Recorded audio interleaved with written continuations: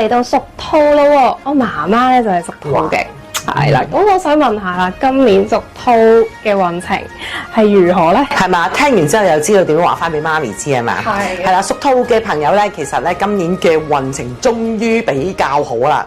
係啦，點解我咁留意屬兔？因為師傅屬兔嘅，係啦，咁啊犯咗好多年太歲。其實咧，我哋今年咧屬兔嘅朋友咧都有擇界嘅犯太歲喎。咁啊，總體嚟講咧，去到72分啊。咁啊，不過咧犯太歲對我嚟講咧又冇乜特別嘅，即係咁多年我都會有方法去處理嘅。咁啊，屬兔嘅朋友啦，咁啊係因為大家都知道屬兔咧，佢都係屬木嘅。咁啊，咁而唔即係我哋叫做係流年啦，咁佢係火咯，咁就係叫木。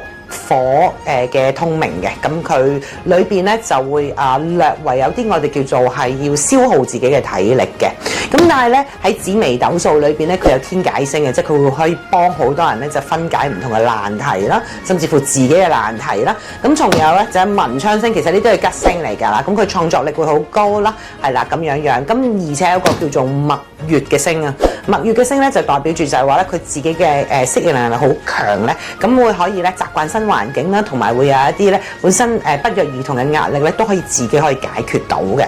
好啦，咁事業方面咧，哇才華即刻顯現嘅機會啊！我下年啊真係話俾你聽，我改制啊，我做好多唔同嘅新嘅資訊俾大家睇啊！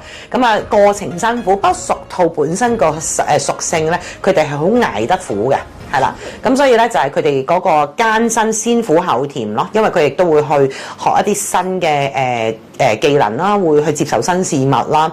咁因為九運咧，全部都係一個轉新嘅環境，咁而屬兔呢一個嘅生肖咧，佢哋都會係好容易適應到嘅。咁啊嚟到咧就可以迎接住新嘅氣場咧，去從事佢哋自己文化教育設計啊，所有呢啲嘅行業咧，即係帶埋呢啲咁嘅元素喺自己原生嘅，會變得多元化。咁另外咧財運咧